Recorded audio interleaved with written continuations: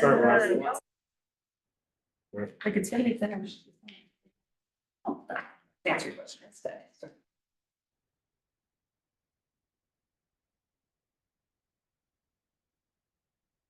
Okay, I would like to call the meeting to order. May I please have a roll call? Raphael, Here. Aman. Al, Here. Laura, Here. Sakura, Here. Anise, here, Amy, here, Emily, here, Hillary. Next on the agenda, the approval of the May 8th, 2024 meeting minutes. Proceed. May I please have a voice? Yeah, I just need a motion and a motion second, a voice vote. May I have a motion from somebody? So moved. Second, Second. voice vote, all in favor, say aye. Aye. Alrighty, up next is. Oh, there's. All right, someone's coming. Oh, you got a frog in your throat like I had all day, so. Hi.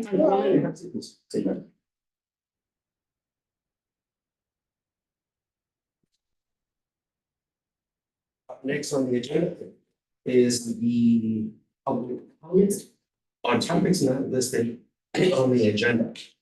Now, this is where we allow members of the public to address this body on the topic that is within our purview and jurisdiction, but is not listed in another location on the agenda. If you would like to speak about a matter that isn't listed on the agenda, we ask that you wait until that agenda item is called, and we will give you an opportunity to speak then. Anyone desiring to speak should fill out a written speaker form located at the entryway. And submitted to the staff liaison or myself. This time is intended as an opportunity for you to make comments to the public body. We will listen to everything you have to say, but this will not ordinarily be the time for a discussion or engagement by us. If appropriate, we may ask staff to respond to questions or issues raised at a later date. All speakers are limited to 3 minutes, and that will be done through a non-partisan technology. Yeah, we go stop clock or something. Okay. If it works. We request that all speakers be respectful, civil, non-repetitive, and we ask that all members of the audience refrain from applauding or making any other comments during or after the speaker. That being said, public comment is allocated for 30 minutes unless undetermined otherwise by the chair. 30 minutes? 30 minutes total. Oh. 3 minutes per person, so theoretically 10 people. With that being said, this is the first time that we are doing this formally, such as the village board meets. So if someone didn't see the form and doesn't want to fill out the request, now's the time to do it. Again, we haven't done that before in the past. So if someone in the public is here and would like to make a comment, now is your time to please fill out the information out at the podium by the front door.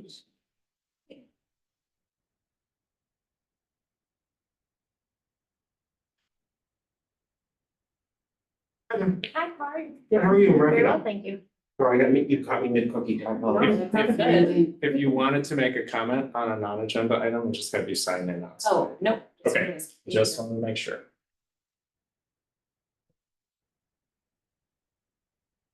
Do I need to bring the form in? Yeah, I can grab it from you. Yeah. I'm assuming, given nobody else has signed in, you'll be our one and only. So the question. Yes. So listen to what the person has to say and you provide a response, so it's just report. The chair and the body will listen to the question or comment and most likely will not provide a response at that time because it's public comment, not public conversation. Yeah. If a response is requested, that may be something that the staff can reach back out to an individual on. So. All right.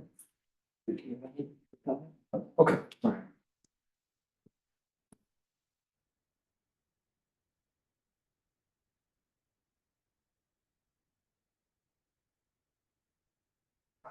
There's something that's not. I'm sorry. Hello, welcome. Betsy.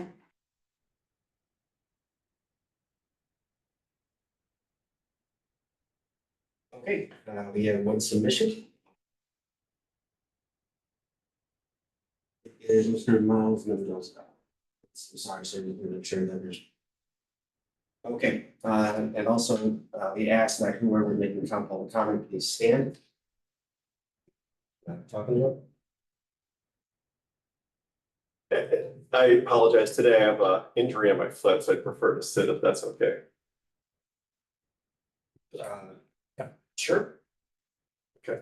Um, so first, I want to thank you guys. You're being responsive. I love the structure on the meeting. It looks like you really upped the game.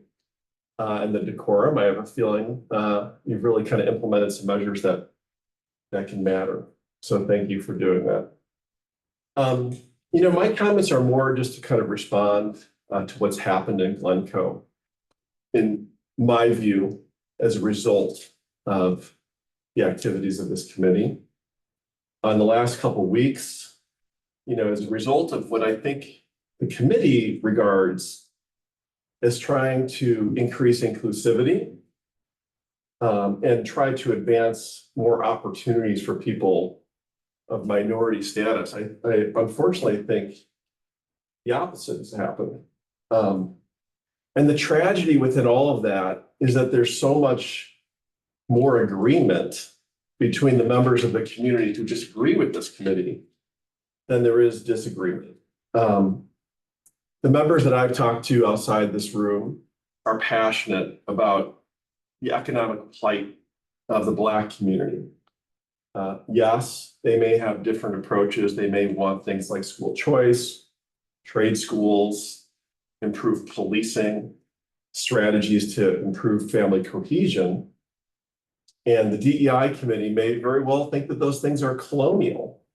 But the reality is that there's a shared goal between everybody. And if there were more conversations about how we disagree, I think there's probably more room for collaboration than all of you probably would presume. The sad part is it feels like this group really wants to disagree less. What really needs to happen is we need to learn how to disagree better.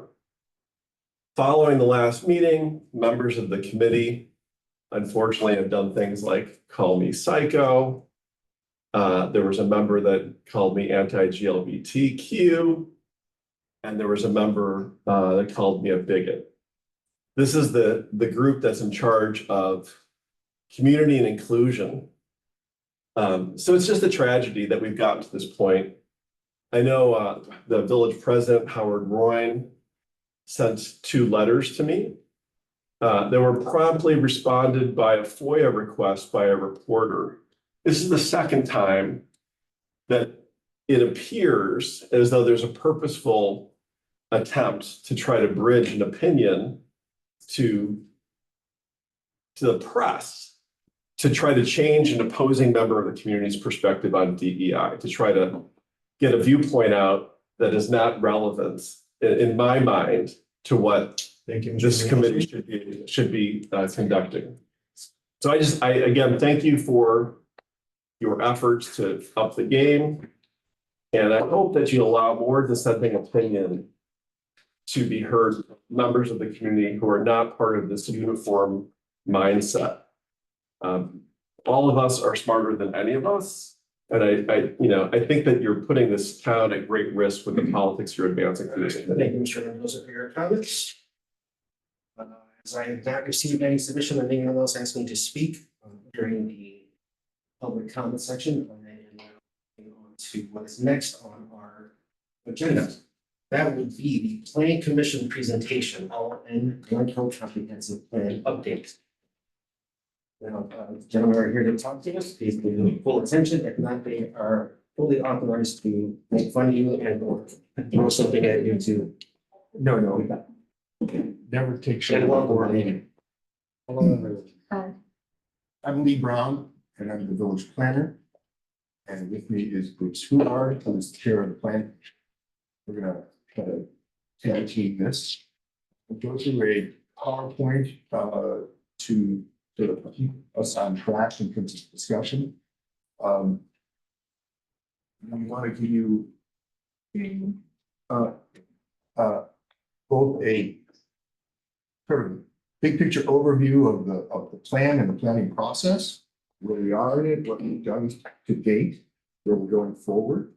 And then ultimately, we'd like to get into some discussion with you about the elements of the plan that you feel passionate about or feel most that your council is most directly involved with, and to identify other things that are missing or things that you'd like greater emphasis on, et cetera. So with that, let me start by saying, big picture, what is a comprehensive plan? We met with the council now close to 18 months ago when we first introduced this. So I'm going to assume for a moment that you remember a little bit, but not completely. So big picture, it's a statement of values. Second, it presents a vision for the future. Third, hopefully it provides some insights and recommendations, and particularly that has relevance to places within. To some extent, it can be a marketing tool about our vision and our future as a community. But ultimately, its most important element is as a guide for decisions for future decision makers. And I said this to the Plan Commission, I said it to the village board, which is, I wouldn't expect at the end of this planning horizon, which is typically considered 20 years, but let's not go there. At 20 years, you're probably not going to be sitting at this table as the body that you are now, that there will be others that succeed you. And we want to lay breadcrumbs as to the decisions that were made and how they were made and where the direction was at the time, so that future decisions based on real policy can be implemented to the betterment of the community and to the ends that the goals speak to. So I'm gonna interrupt for a second. go right ahead. This is the tag team part of it. The plan commission's greatest expertise is probably land use. And for many years, comprehensive plans were essentially land use documents. They kind of laid out the zoning and land uses of the village, how we see the future of them. And over time, Lee can explain this much better than I can. The purview of the planning document expanded to take in other aspects of the community, because there are other aspects than just land use which affect us. But I think when you look at the different chapters in the comprehensive plan, the original sort of the core of it is still, I think, shapes a lot of it. Like, we're not experts on sustainability. We're not experts on inclusion and other efforts, but we recognize that those elements are other aspects of the community that affect our well-being. And I think that the greatest focus was how some of the land use decisions we have had in the past and can take in the future can shape those other aspects. Because obviously how we live, where we live, what kind of homes we live in, those all have an impact on some of the other factors. For me, at least, that was probably the part I was the most familiar with and the part that made the most sense as we were trying to push this planning, forward in the future. Well said. And that push has been, again, something close to 18 months. Still, in my mind, on track, other than the fact that that arrow points to winter, spring of 2024. We're already almost summer, but the draft is what is before you. It will be enhanced before it becomes a public presentation that's coming up. We'll talk about next steps.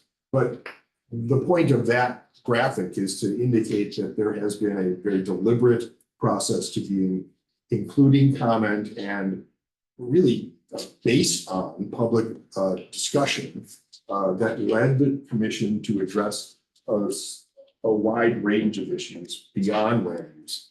So I'm with you. Yes.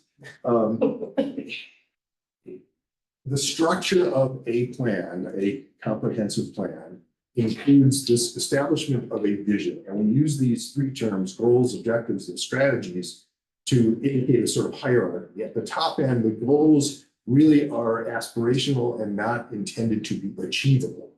In the middle are objectives, and they can be achieved, and they are a direction towards the goals. And then the strategies are sort of the lowest, not lowest level, that they are measurable and will be the basis for investments and decisions and approaches and programs.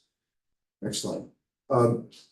The structure of this plan relies first on these 5 big ideas plus land use. So the big ideas are build upon Glencoe's character, integrate sustainability, maintain economic resilience, care for and support the community, and I would suspect that that might be of greatest interest to this council.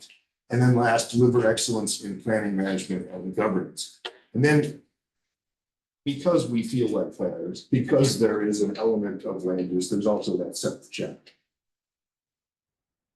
Keep going. This is a recap of how we got here in detail in terms of the public engagement. I don't remember if that's in your packet or not. If we gave you this slide show, you can read that in detail, and I won't go through it. But recognize that it's not the plan commission sitting upstairs and listening only to itself. It has been a real attempt to hear from the community, to base our goals particularly, and then ultimately the strategies here is important to the community. Okay, so the topics of note, I think, are parallel to the areas that the Plan Commission seemed to have spent most of its time, energy, and attention. So I'm going to go over these. They refer to page numbers, and frankly, I don't know if your copies have the page numbers. I think they do. We've had a problem in the past when we put page numbers on it, and when it goes to It says that's page 11 on mine. It says topics of note in the current draft. Yeah, I just don't think a draft has pages, the actual. Yeah, okay, well, I think we took those page numbers out, so we'll just guess. something in the middle. Preservation of Glencoe's character, unique and historic architecture. Concern to both the village as a whole and to individual property owners, etc. Concerns regarding the these are all topics that really came to us from the community and then were discussed with depth by the plan commission. Concerns regarding the continuing loss of smaller homes in favor of new, bigger. The importance of vitality in the business district. Then the desire for a walkable and vibrant central business district downtown. The strength of the image and character presented by quiet tree-lined streets with sort of side caveat, which is that means not stripping out commercial streets like sometimes happens in other communities. The preservation of Glencoe as a safe and welcoming community. And then importance of sustainability, particularly resilience to climate change. I'm going to keep moving through these. These tend to be more related to land use, but they're still important elements of the plan. And that is the need to consider or reconsider the zoning and land use standards that we use regarding single family, multifamily, and commercial districts, with a particular interest on preservation of the accessible and smaller single family homes, including incentives and zoning around lot size, renovations versus tear downs. This might be this might be beyond your interest, but I'm going to go through it anyhow. Options for seniors who wish to age within Glencoe, including options to either downsize or single story options, single story living. Desire for flexible and responsive regulatory tools like plan unit development, and we can tell you this is driven by the villages does not have a flexible zoning tool called the plan unit development ordinance. And when the primary example that drove this point in the comprehensive plan was the recent evaluation of the Hoover Estate redevelopment in which the plan commission and then ultimately the village board has largely handcuffs because it doesn't have a tool available to have greater impact on the character of that development. And then significant focus on urban forum discussions, including walkability, first floor retail, appropriate parking solutions, building height and bulk, and the business district vitality. So that's about as short a summary as I'm allowed to make. I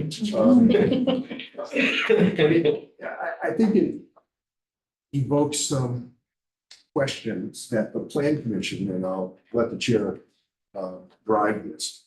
But the reason we're coming back to you is that we said in the beginning that we were about listening to each of the liaison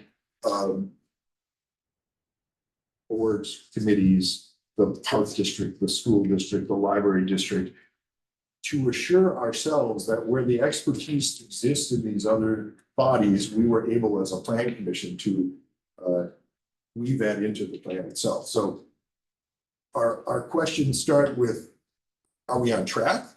Were there elements of this that you felt were lacking or really needed greater emphasis, or was there topical areas you think we missed completely? But ultimately, the one question that I really hope has the most discussion is the last one, which is, are there strategies that would benefit from participation of your committee as an active implementation partner? Because the plan commission only has so much authority or power, and even the village board really needs to work with other entities to make sure that the plan is ultimately implemented. If there are elements of this plan that you feel are within your realm, we'd like to hear about that. All right, I'll try and make it a little more concrete. That's a tall order. There's sort of two levels of conversations that go on that gone on for 18 months. One is the level that if we sat down and had coffee and I said, what do you like about Glencoe? What do you don't like? You would get that list of things. You know, we like tree line streets. We want the downtown to be this way. We want a pizza restaurant. No, we don't want a pizza. Yeah, we do want a pizza restaurant. That's one level of conversation that you get. The other level is, this is a document, the last one we did was actually 1996. So in theory, this is a document that's supposed to help us imagine 20 years from now. And a lot of the concerns you saw out there were people looking at how the village has changed in the last 20 or 30 years and imagining if those forces continue, what will it be in 20 or 30 years? And is there something we don't like about that or that we want to shape in some way to the extent we can? And I think the consensus that if you ask most people on the plan commission was, well, we see that. And one of the facts we learned was that the number of homes that have been torn down. One of our members is on the preservation commission and compiled statistics. Now I'm not going to remember. I don't know if Phyllis remember that from 1990 until something 25. Yeah, about a quarter. 25% of the homes in Glencoe have been taken down. When they're taken down, we see what happens. New, much bigger homes, often bigger homes, and we also know, all of us can see that the community is, you know, the prices have gotten very, very expensive. And this is having an effect overall on the community. The plan commission looked at zoning ideas in terms of consideration in the future of duplexes in some districts would that work, consideration of ADUs, the accessory dwelling units you read about elsewhere. We're very sensitive because we know that everybody has certain expectations about the neighborhood they live in and what they want to see. Some of these things can be sensitively drawn into the community. Would they have an impact on the community? So those are sort of the struggle with this. What are the market forces? How much can a single community affect what are very broad market forces? And if we get down to being a welcoming community, a lot of the testimony, the comments we got were, well, I like it, but I don't think my kids will be able to live here because of these changes. Or I've been here a long time, I need to downsize and I can't find a place to live. So we found, at both poles, is it possible to draw in both ends of the community? And I think that's also one of the comments that we really thought a lot about. That's up there, maybe. I hope that's gives you some idea of what we were looking at. So, can I speak? But, get some approval, okay, so. I think those points, like the last ones you were making, feel the same about the housing, and that's, I think, a big factor. What I'm not clear about in terms of how you will go forward. So if, let's just say today we get some robust dialogue going on about, yeah, that's really, maybe that would be one of the top three things to be thinking about and so forth. Then what happens? You guys take it back to and would. See the slide.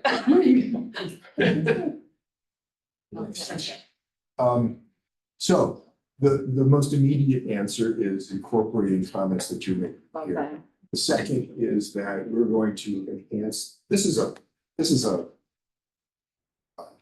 text-heavy element, and now there's some graphics towards the end of the land use, but our intent is, instead of this being a document that is paper only and only available when you go to the community development department, that it's going to be a web-based plan.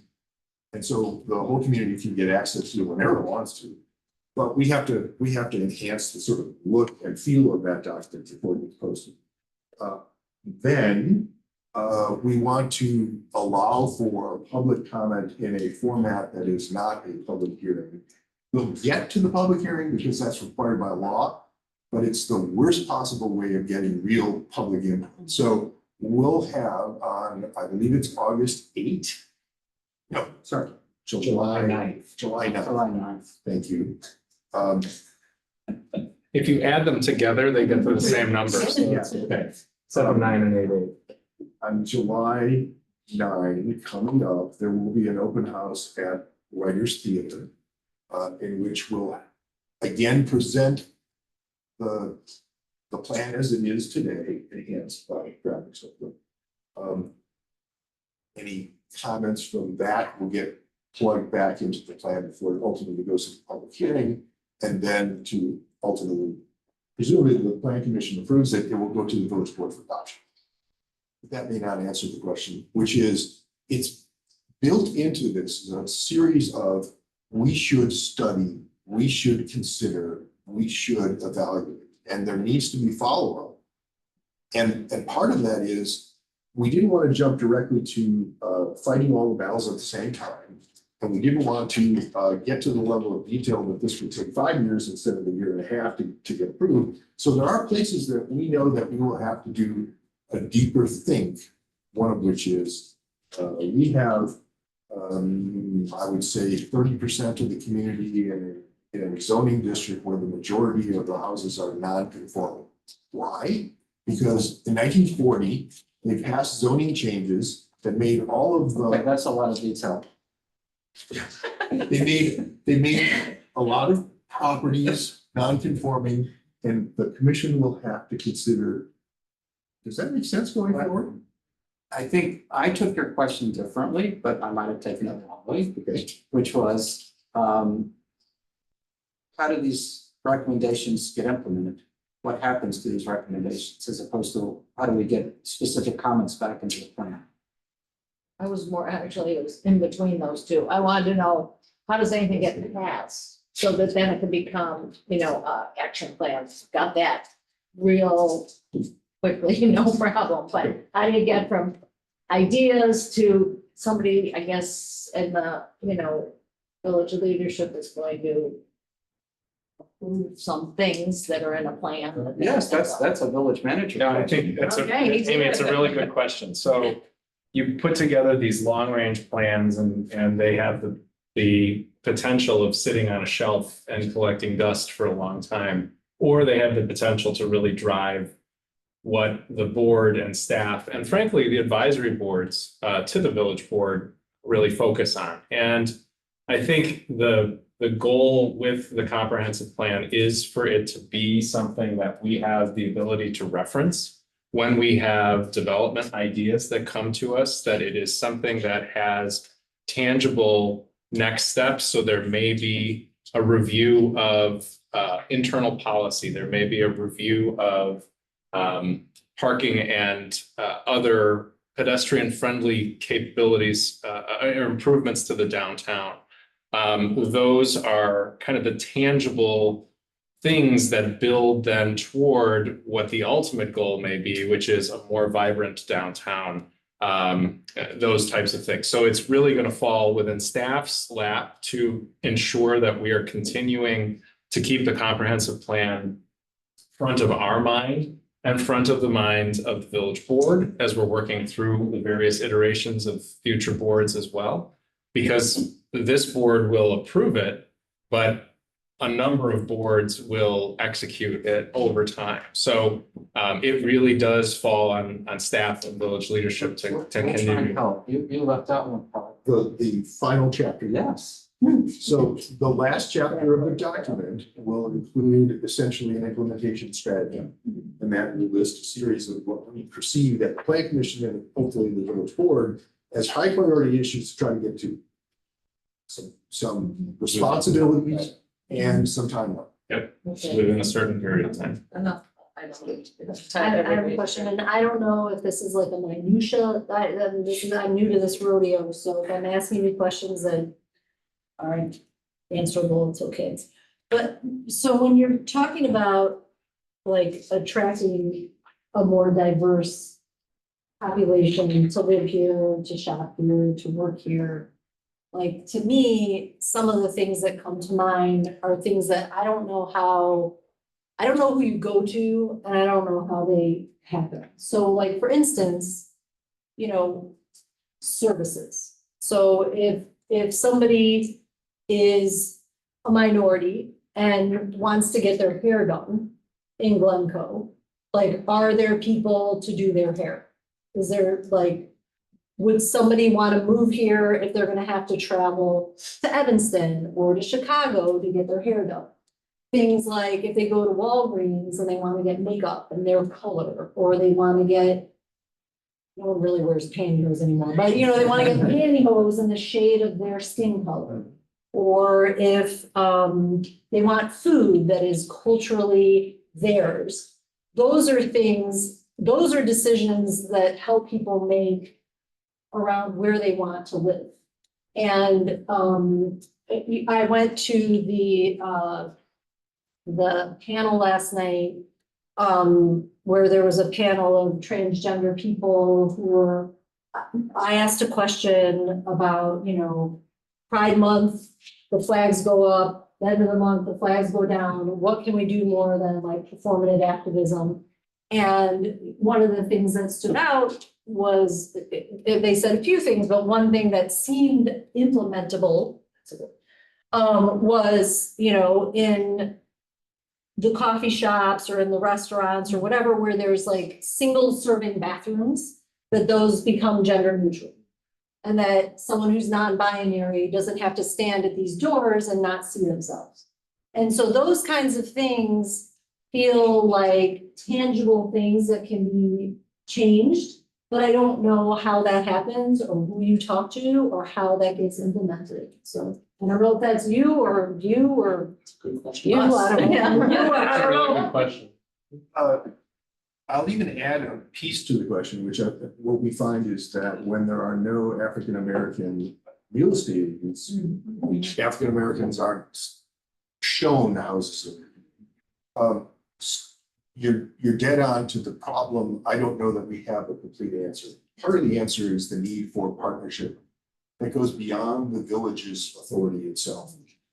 Part of that is convincing business folks in the community to consider these things. You can go to the point of putting a bunch of regulations in place. I don't think that we've chosen to recommend a bunch of regulations to address those.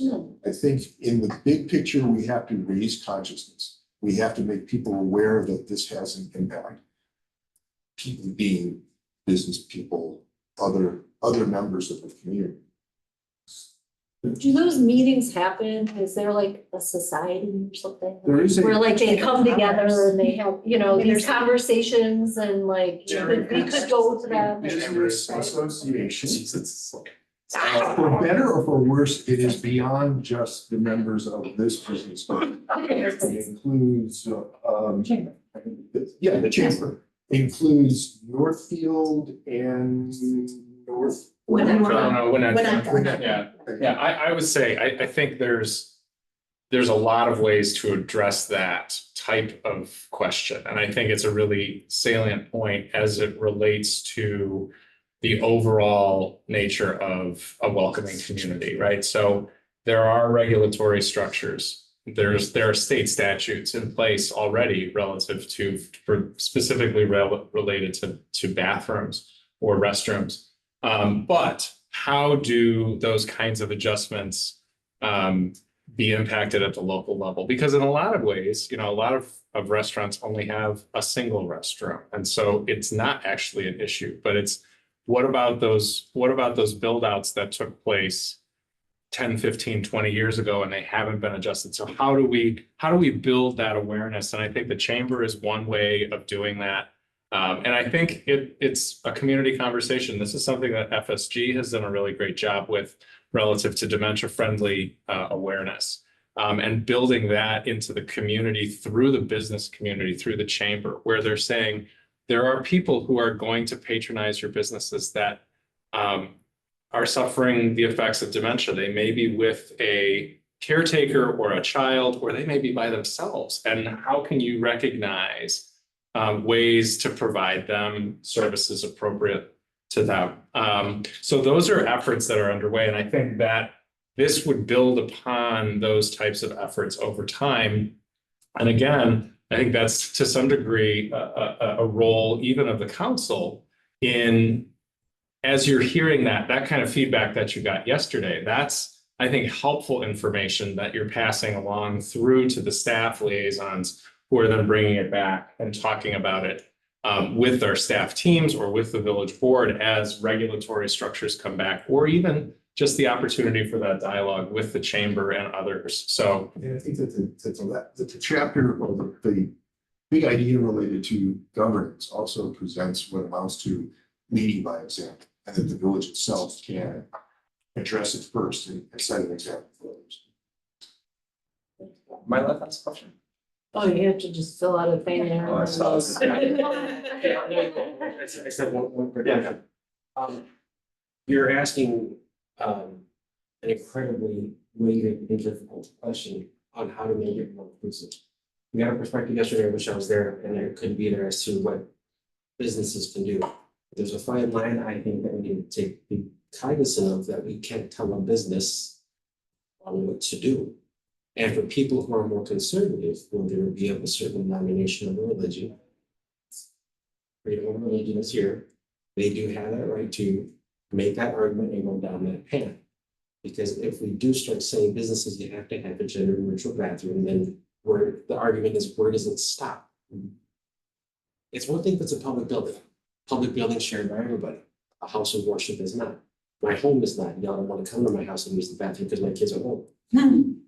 But like asking hometown or a restaurant, and already a limited cramped space that they have, unless they've gutted it out, is an incredibly, it could be a tall tale, but it's also, it could be perceived that we are not respecting someone who is born and raised here, of a certain aspect, of a certain opinion that I personally may not agree with, but it's their right to express a opposing view of mine. So you guys are asking for, I can give you a bunch of things to make it more inclusive, and I can even take a step further and say, this is all if you want to bring in a younger Latin crowd. Personally, I like being in the feelings here because I stay there. But it's one of those issues where you're asking, how do we make it more inclusive? Well, we can either recognize and respect everybody's point of view, disagree respectfully. With the election coming up and all the things that we always have, I don't have to agree with everybody. I told you guys many times, I don't agree with anyone 100% of the time, not even my wife, don't tell her. But that's just how it is. I may not believe in certain religious beliefs, but let me over for dinner, I'm gonna come over and have some brisket. But I'm not gonna also say you have to recognize my belief or my celebration because it's what I grew up with. I think that's what makes it wonderful about Glencoe and our community and for our country is that it is one of the few places in the entire world, country in which we are majority are immigrants. And we have to try to divvy up the bread to all these different groups. So what do you want from us as a council to help with this thing? Because I can say right now, during the presentation of ableism, the fact of people not being able to walk up to many of our stores because there's no ramp, there's no back entrance with a ramp. How the doors open, I never thought about that until that came on, until I'm walking around. I don't think my father would be able to walk up these 3 steps because he was 80 something at the time. And so what ideas, and I understand that it's a work in progress and it's taken all to work, but for us as a council, as a members, we can ruin your email, ruin your day with all the suggestions. What is it that you want from us? What opinions or what do you think would be most helpful in order for this plan or this idea to move forward? Let me try and answer this. Going back to this idea that we had these high level goals and we had something in the middle where they were, and then at the bottom. Thank you, because they change, everyone's plans, they change them around just to keep you alert. And I think the ones at the bottom, they're also, you could maybe kind of call them action items, the strategies. So, in a plan like this, that's maybe gonna be around for a long time, it's supposed to be a guide you can go back and forth to. It doesn't make sense probably to have 20 action items under each thing. I mean, we get exhausted thinking of them now because like the things you're thinking about, that's great. But when we're sitting at the plan commission, we were also trying to think about business vitality in the downtown. We were also trying to think about parking. So we run out of space and time to think about this. So I would say that if you came up with 3 or 4 priority items, not whole numbers, just if you were 2 or 3 action items, things that not that the plan commission would be working on, but that the plan commission, by making a note of it, would be encouraging this council or others to work on. We would be reflecting back, okay, these are 3 things especially important, because the general goals, are there, being more welcoming. Those are there. It's these, you're down at a concrete level. How can you make a difference? Well, brainstorm, because we won't think of these, we just want to have and if you have, some priorities, then we can include them, and then they will help other people. The next generation is looking at this, trying to think of what can we do. To point to Bruce's comments, if you don't have it open in front of you, in the big idea number 4, there are strategies and actions. And I'm sorry, there's no page numbers. It's about I don't know, a third of the way through, quarter of the way through. But it's strategies A through F. That relate to that. And obviously there may be other strategies within the overall plan, but that may be a good place to start and we've got extra copies if people need ones. Clarifying question, comment, I think, because I'd already dug into this, and then I want to make sure that. I'm getting 9. We're actually. Do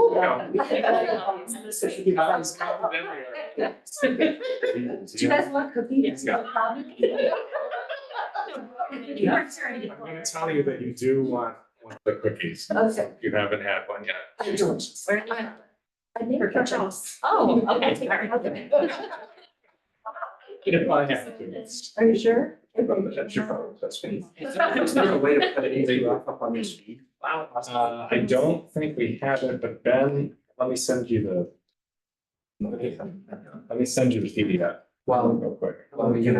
Please. I was just gonna say, I sort of jumped ahead a little bit and was reading through these, and I think part of what I'm hearing might be helpful is for us to, not maybe tonight, but in general, dig into this individually and as a committee, and then see if it feels right, because again, this is a guide, it's breadcrumbs.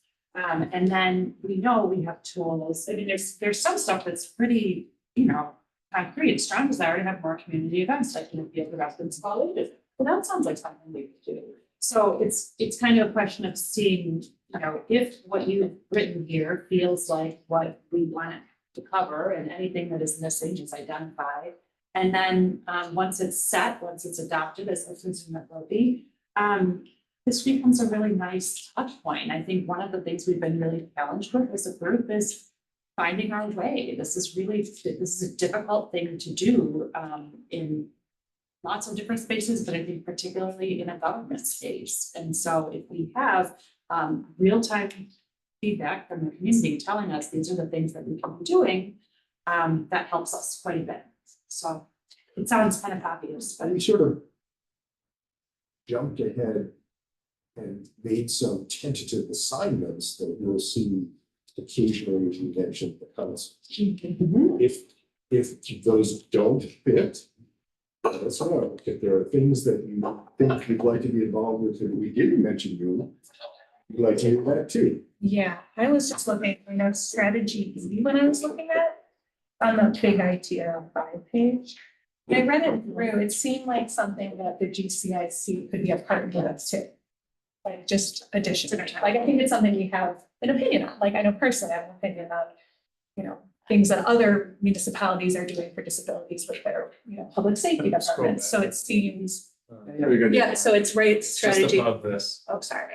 Scroll just up. So big idea 5? No, it was on the page. That's it, strategy E.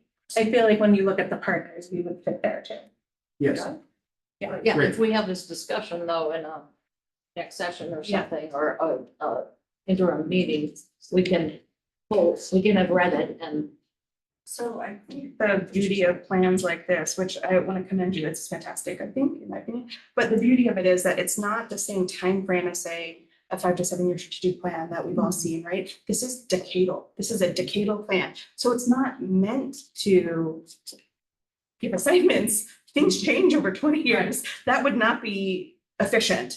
So the way I perceive this is community fed information into a nice cohesive plan that we can now say, these are the priorities. We focus on the implementation over the following 20 plus, not we, obviously, most of us be gone, but this council or this as the staff, these are the marching orders. And it's our jobs to figure out implementation. So if there were assignments, that would be problematic because that's static, right? This is meant to be dynamic.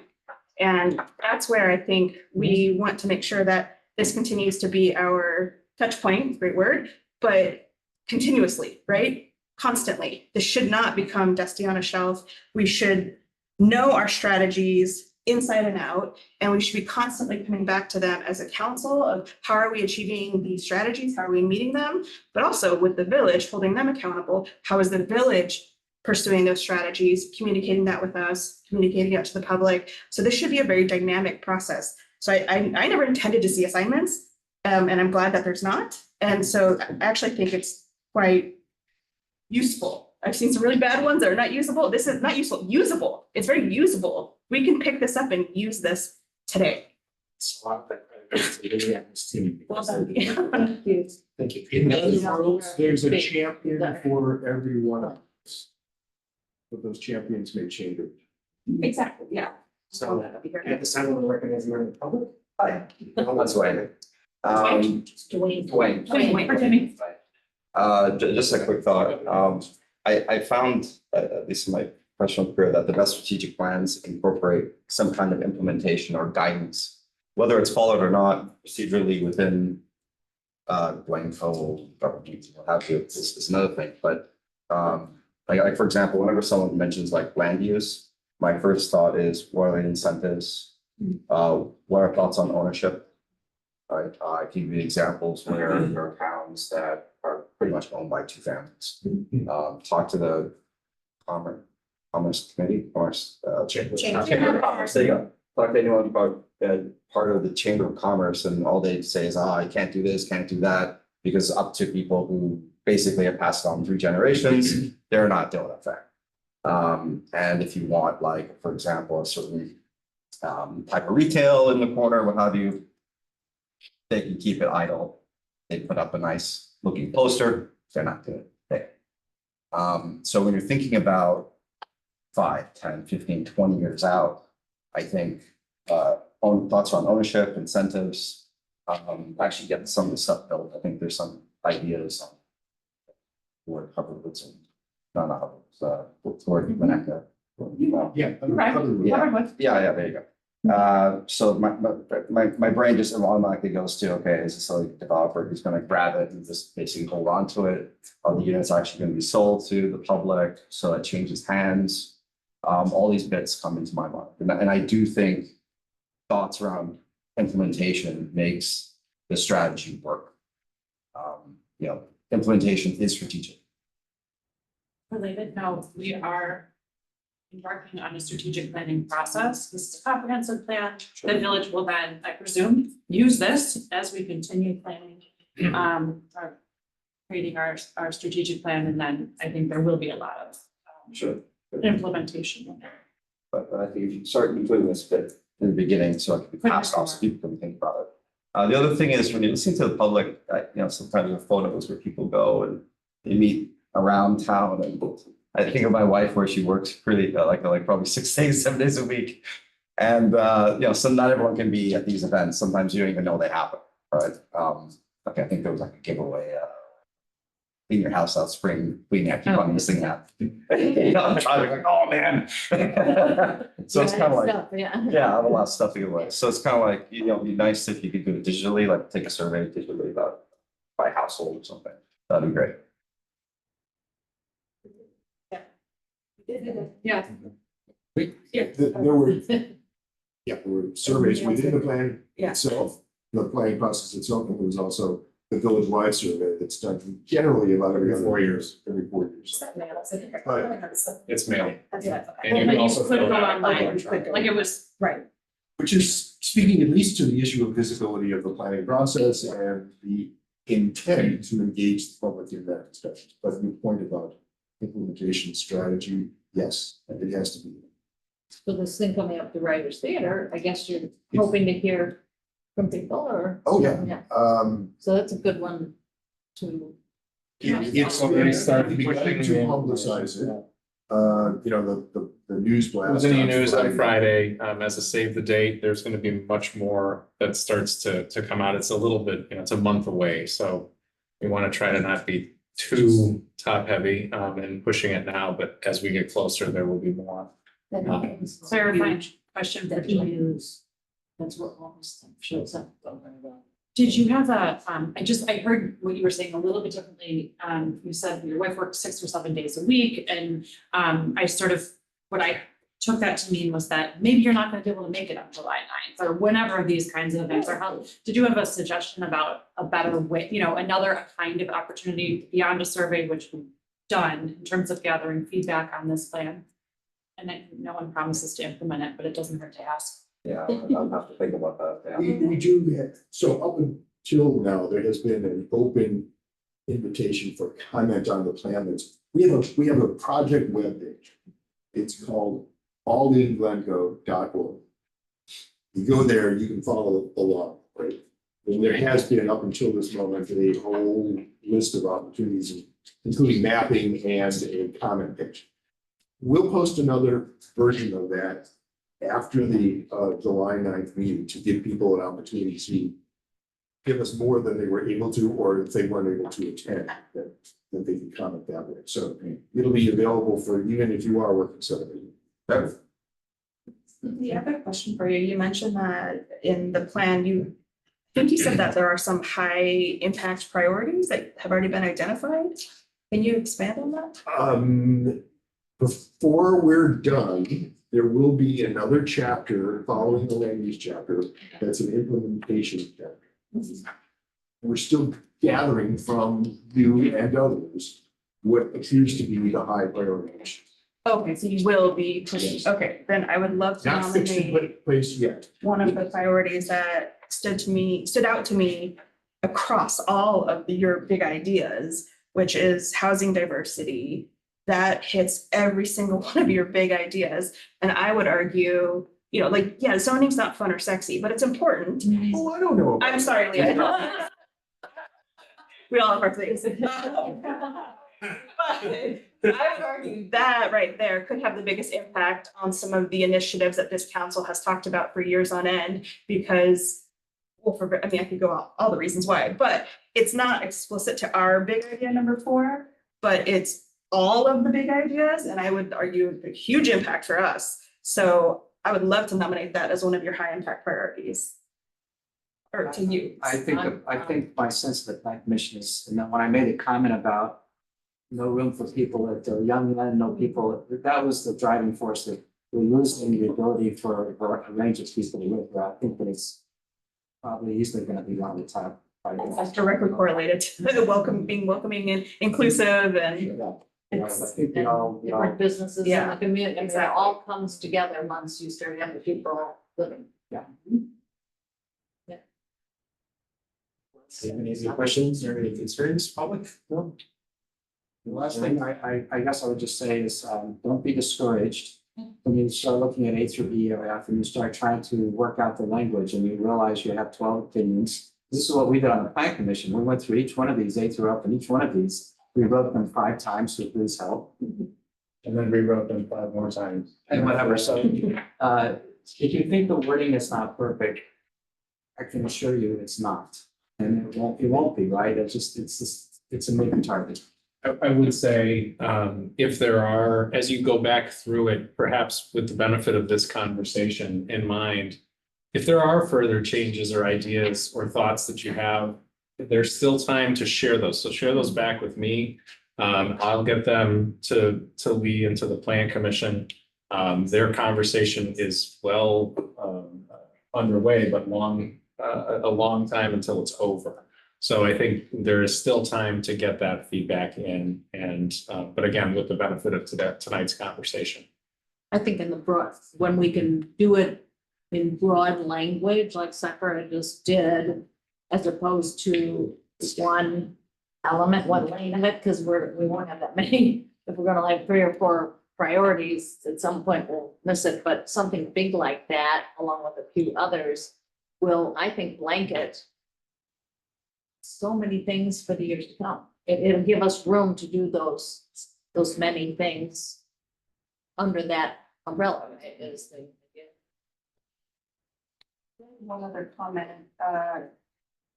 in a few separate areas, I really saw it in the sustainability section, but it may also be in the economic resilience section, when there's calls for development of plans, like the climate adaptation plan or an economic resilience plan. I would love it if it could be specifically called out that would be informed by community involvement, because it's not. Maybe that's implied, but it would be great to have that in writing, that will be a community-based effort where it won't happen in a silo, or it won't happen in a boardroom. It would happen with involvement by the residents of Glencoe. So if that could be explicitly called out, that'd be awesome. It certainly is implied. but It certainly is implied, yeah. it's not- Yeah. It's really. Julie, thank you so very much for your time. Thank you, great presentation. Thank you so very much. Thank you very much. Thanks, you guys.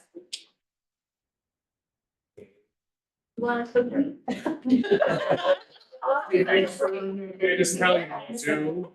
One, they did, and they are so good. Thanks for coming. Thank you. I had 2 of them, somebody else should have, so. I didn't know. Nice to meet you. Nice meeting you too. Thank you. Oh, there's more. There's more. Let's, next on the agenda is the subcommittee updates. I'll start with my subcommittee, the integrated community feedback. Soccer and I were unable to meet this month because of work responsibilities and other sections, but we did discuss. And we are going to implement a survey to be sent out and either through I forgot the website, but it's gonna be going out on the Friday on the Glencoe wide emails. Emma, I know you're curious because you're looking at me like that. And so it's going to, the question, I guess, is category type specific as to what people want to see, what we want to do. So I apologize for not meeting soccer, I'm sorry. That's another thing. So, I should I just call on a committee? All right, let's go with, we'll go off the order, community relations. Which is, yes. Anything to report? Yeah. If not, Well, I mean, other than you do have the library stuff coming up, right, in Mhm. terms of the next thing happening, we haven't been doing something that we should do, but. We're still limited to committees of two, correct? Oh, so we better figure out, or a committee. Oh, yeah. We need to. work through That's that. right. Yeah, stop. Yeah, we'll work through that. I'm gonna work with Raphael a little bit and talk through this. So if you want to send Phil some cookies or some other things to get on his favorite side, please, I mean, send them here to Phil Village Hall. has tons of expertise. He does. I do. So then, For you, if there's anything. next up is communications. I'm sorry, I didn't know we had communications. I think it's me and That's Elsie. Eleanor and this, is that Ellie still there? Yep, I'm here. Anything to report from Elle or Anise? Go ahead, Elle. We created a first draft of a full year calendar that we're going to share with Phil and Emma, and then, Raphael and everybody else. And I think there was some conversation around how we want to make sure that our calendar of social media posts are going to be more aligned with the village in advance, because, there's things that the village is posting as well as what we want to post as well. And then I think we're underway for June and July, and we're going to share broadly what we're going to do for August, September. So we will come back with, that full year view. Great, well, thank you. And then last up is events, which is Hillary and. That works well, because that's the next agenda item too, so.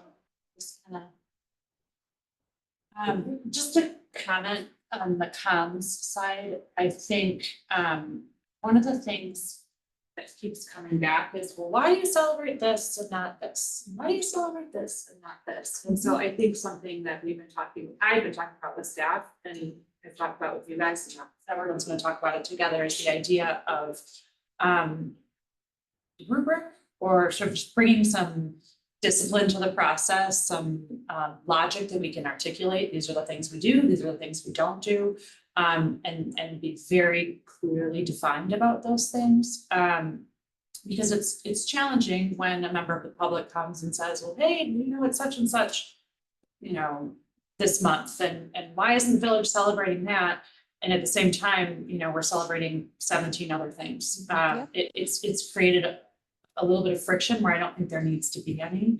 And so just, it might be one of those items that kind of is floating between the big board, our committee and staff, but I just want to make you aware that I think that has to become a component of this. And so I'm grateful that you guys are putting together your. And one of the things staff is in the process of doing is trying to grab policies from some of our neighboring communities so that we just have a sense of what they're doing, so that it's not necessarily to model after that, but to understand it. And maybe that is helpful to inform the conversation on how we want to build out a policy ourselves. So we should have some of that soon, hopefully out. Yeah, and we have some guiding principles that I think we shared with this group before around how we were thinking about that, and we can circulate that again. That would be But great. it's a really good point. Yeah, we can circulate it. I know you guys did so much work looking at the community, there was a lot that informed the things you were putting out there. Yep. So I almost think you just backwards map it from there and say, right. I mean, we didn't even need to backwards map it, right? Like, I mean, we had like principles that guided us even when we were thinking about what to put together. Because you're right, you could celebrate like lots of things, and it's like, what are we looking for? And we can share back. But in summary, it was like tying back to what we know about Glencoe, about District 35 survey that was done a couple of years ago, that we want to foster community and, everyone is welcome, and that we were going to stay away from anything that's political and anything that's religious. I mean, that's like essentially it, but like, I think we can refine it together. Awesome, thanks. Okay, now we're talking about this. So I'm gonna go to most of you guys, well, all of you should be aware of the events happening in June, and thank you all for volunteering your time. So as you know, we supported the Writers Theater Drag Story Hour this past Sunday, June 9th. It was a great event. Yeah, there was that. Last night was a library event that was the event that we ultimately decided we needed more information and weren't quite able to sign on, but a number of us did attend this sort of belated day of trans visibility celebration. I think it normally takes place earlier in the year, but the library really wanted to be thoughtful about about how they put together their event, and they needed more time, and so they were doing it during Pride Month. We said, hey, glad you're doing this, but we're not sure if we, can sign on this short order, because we were talking about it last month.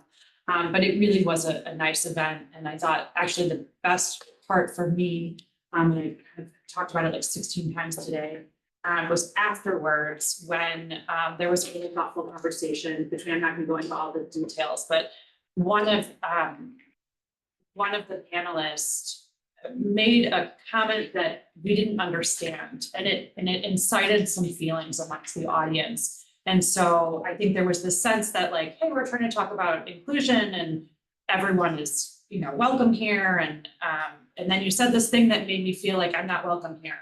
And it was a misunderstanding, but it was also a really difficult conversation to have. And I thought it was really lovely the way that members of this committee and another member of the public just like lovingly, thoughtfully, raise the issue with the panelists after the fact and say, hey, when you said this, what did you mean? Because I heard this as, and that person said, whoa, that's not what I meant. Here was what I think, and there was a whole dialogue that ensued.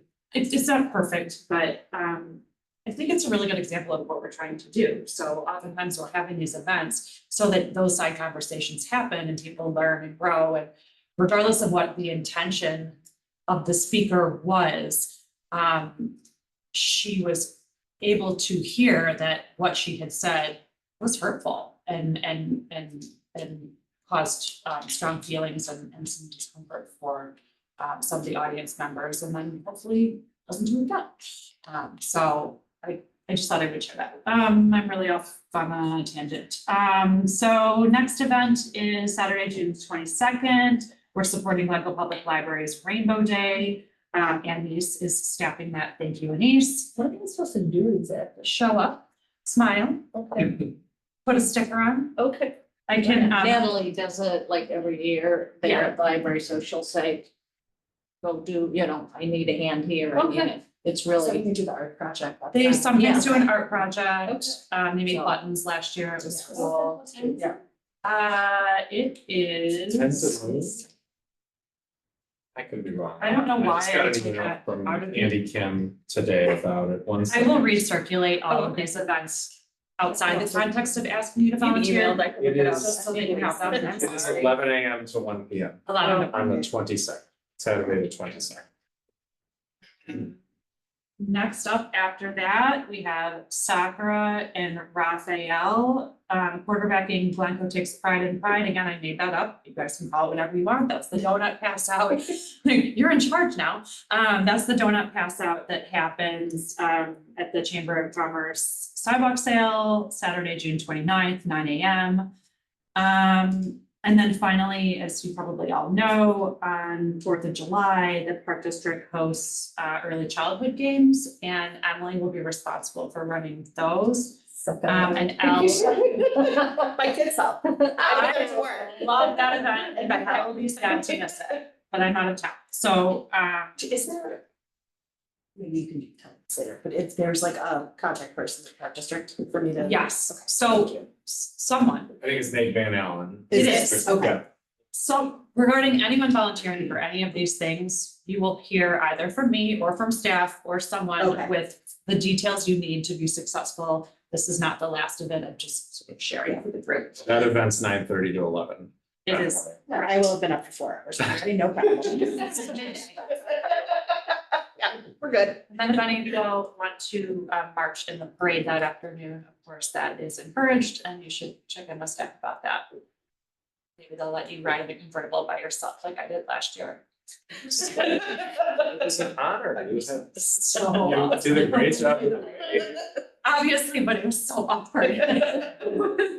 Alone, everyone else had people, I was like, So I'm in the public, just so you guys know, we pass out good donuts, it's not Dunkin' Donuts. We go a little higher. oh than no, that. there's Although Dunkin' Donuts is an excellent I like Dunkin' corporate Donuts. party. That's the one year that Emily were, and that Hillary was nice enough to go get them. We ended up with like was 6 raining, boxes and it was yeah. raining and Awesome. we ended I up was such a Passing- pusher. passing them out to the vendors, like Such a- forcing Please, the vendors please. to take it. Take Because another. I ended up taking 2 donuts and teenage kids, so it didn't really last that long. Just, yeah, they get. And then it was Kids was so, having a party, bingo. yeah, so please come by. One other really good event that's just kicking off this year, we're starting it with Writers Theater and the Park District in partnership, is something called Glencoe Al Fresco, which is gonna be essentially a food truck event on Fridays. I think there are 4 Fridays. The I first have one, dates. do you see? Did I take that? Did I took take the that? words right out Did I of my take mouth. it from you? No, I'm sorry. sure, no. I don't wanna steal your thunder there. That's okay. We have been invited by our partners at Writers Theater to First one's the 21st. table there. So we can decide as a group, you know, like there's already a lot happening kind of in June already, but then the additional Fridays are, so the first one is the 21st, which we already maybe are overstaffed for their, whatever. Overcommitted for this month, but the next opportunities are July 5th, July 12th, July 19th. And I think that's it. So they're all Friday, kind of late afternoon, early evening before their production of the Hot Wing King that happens at 7:30 those nights. So, it should be, I noticed, is it on Tudor? I It's mean, gonna be where on is it? Tudor It's Court. on Tudor. Exactly. Okay. Yeah, what's the time? I think it's 5. that I don't know. I think it's 5 to 7. I believe that's what it is. The first one is gonna, Honey Butter Fried Chicken is actually providing the food for the first one, which is exciting. And then there will be a number of other food trucks throughout the rest of the events, but I think they're all chicken themed, if my memory serves. That doesn't mean it's only gonna be chicken, but I think that's to tie in with the Hot Wing King show. But do we, as a group, feel like we would like to attend any, all, or some of those events and, you know, do the usual pass out bracelets, stickers, smile, wave, have people sign the welcoming and At the inclusive food community truck pledge? stuff? Yeah. Like, what's our appetite for that? Is anybody opposed? So as long as we can, we can make the So time we'll to sign up and Sure. we'll see if Yeah. there's anyone coalesces around one date or another and see what we can pull off. I do have an inclusion suggestion, Please. if this is chicken themed. As a I as a may be- vegetarian. I may be wrong in saying that. Okay, I'm just saying as a Don't take my vegetarian. word I know for it. you're gonna say something else because there's. Okay, there should just be Yeah. like some other option, Like for Yeah. this non-chicken eating. Yeah, when I said it was Vegetarian themed that way, I don't think that means it's the only. food option. I'm just saying. It's a Hot Wing good King. point, though. It's very interesting. It's really good Yes, stuff. Maybe we can do instead of chicken wings, we can do the cauliflower. Yeah, and they have something like. Honey butter. Honey butter has tofu, which is actually really good. And Yeah. then- It's not Oh, chili. man. But I will pass it on to writers because I am there. It's Really? nothing. It actually is, yeah. But two of them, the third one, that's not So they should have non-meat options. No, no. That's weird. No, they do just look. We'll talk about that later. Okay. Anyway, I'll let them know they should have veg. Token. Anything else in the upcoming event? Alright, Yes. So I brought up a few times already, apologies for the broken wheel, but I'm gonna keep doing it. So when we host events or partner on events, or even just show up to eat fried chicken, I still think those are opportunities where we can invite other community groups to participate with us. And I brought up like the Snap and the Yap. Yeah, right, Snap and Yap, yeah, like they might want to come and hang out. And so when in reading this plan, one of the big things was opportunities for teenagers. And that was rolling around in my head of, you know, us middle-aged folks just sitting there handing out bracelets, like we could maybe draw in more people if we had a more intergenerational showing at the table. Maybe we get some teenagers, maybe we get some folks from Snap and Yap, maybe we just widen that net a little bit and see if they want to come hang with us. Who's the connection with GIS around the table? It's That you, Laura, Laura, yeah. would you be willing to Yeah, reach out Michelle. to them? Yeah. And see, because I know she's always like, yes. Yeah, we well, want she says help. yes to everything. What's- No, I love her. She's like everything. So Laura, let me first make sure, like, see what we coalesce around in Yeah, terms of the dates, dates, because if there's, you know, if the date that they want to come, there's no one from this group to go, then that can be. Yeah, I don't know what day, I can't remember what day they meet. Do you remember what day you meet? I think it's Tuesday nights, I'm not 100% sure, Yeah. but when you talk to her, I've texted her and I've emailed her to ask for a picture sent in a different format because they couldn't use it. This article I wrote has been sitting for maybe a year almost. So. Have them to send an email. So Laura, I'll follow up with you. Yeah. Once, well, you'll see the email go out to the group and then. Just tell me when to go. Yeah. And then a follow-up question is, because we have participated in their events where we brought them food, would we want to make offering them food part of that deal, since we have budget that we don't really spend? Yeah. And we've spent it on them before. It's like, hey, if you come and hang out with us and Feed you. volunteer with us, we'll buy you your fried chicken, and, you know, that could be fun for teenagers or some of the, Snap folks, and would people mind if we did that, or? I can't. Teenagers, true, don't be the teenagers. They are bottomless pits.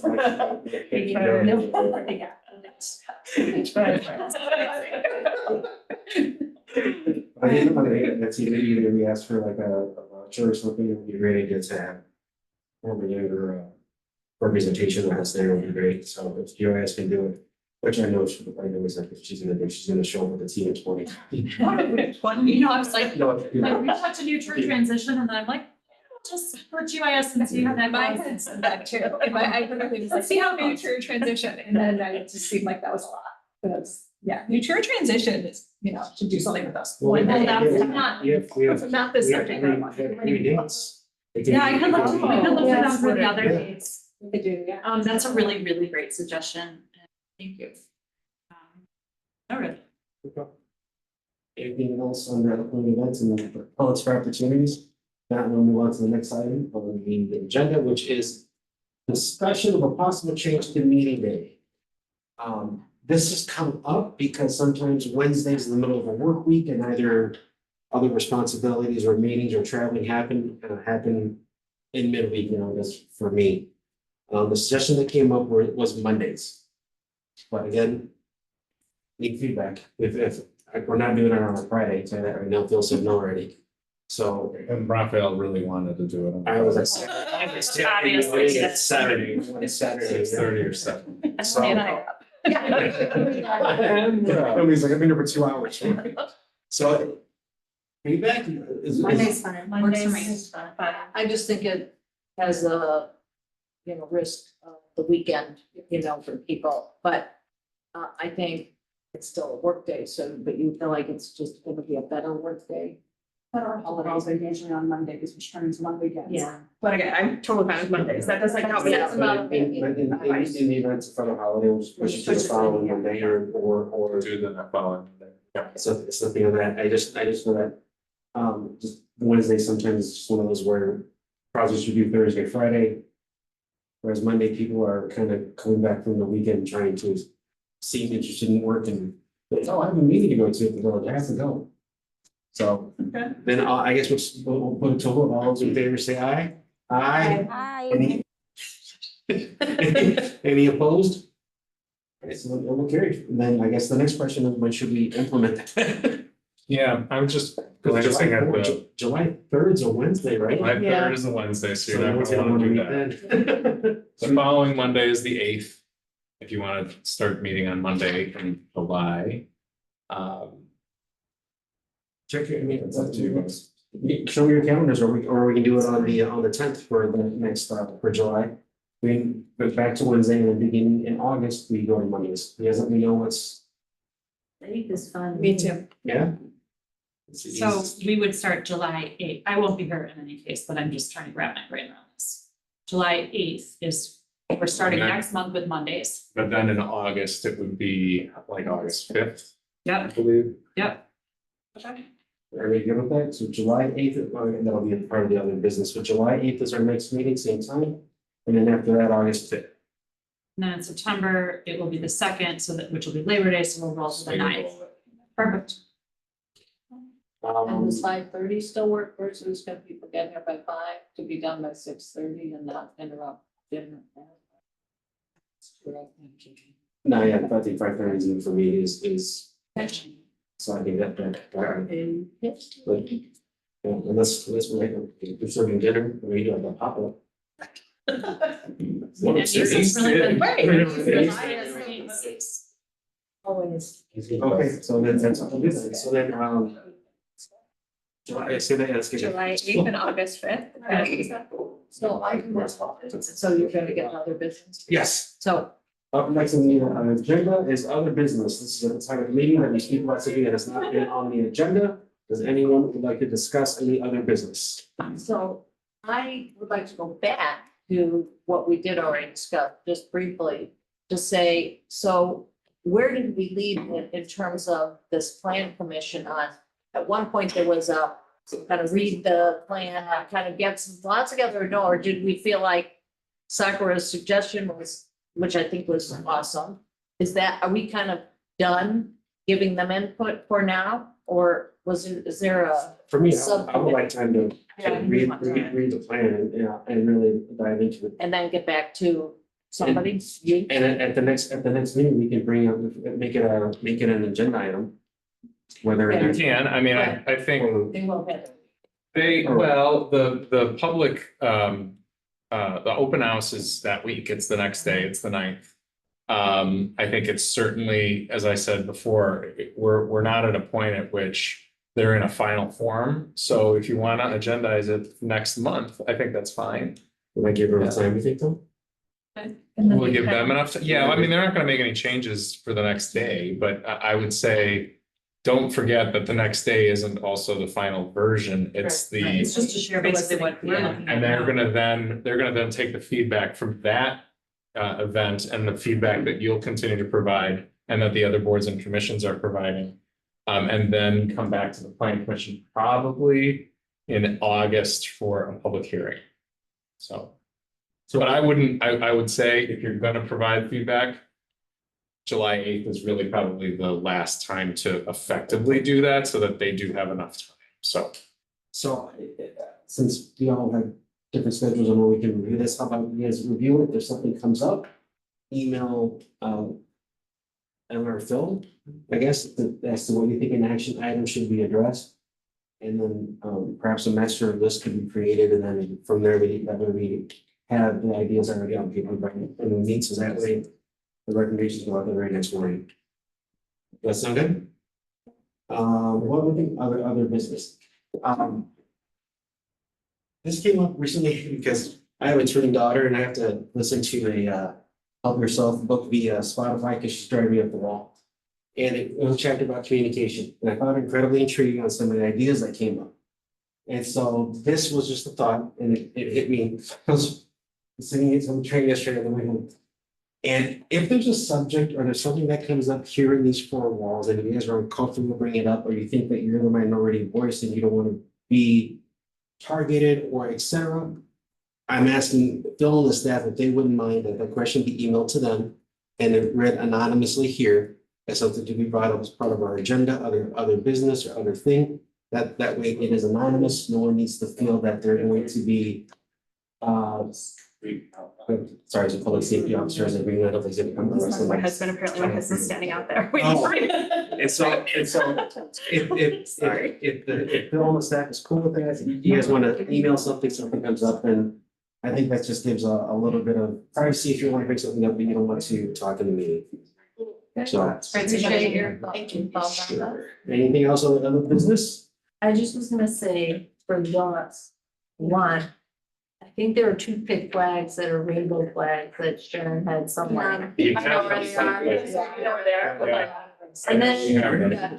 and we have so many great slides. So many Yeah. great slides. Well, for Like the regular flag? Yeah, we for the do. Rainbow Okay. Day, should I bring Yeah. some of the Yeah. windows, So like, should some of the window claims? She wants, That has a rainbow yes, on she it? wants that stuff, so So Okay, we'll have all of You'll that get all for of the that 22nd. information. I want the And Japan then the flag, 29th also. Rainbow Day. So no, those Like, we can just coordinate with Emma, like, I need to come pick up all the stuff. Yeah.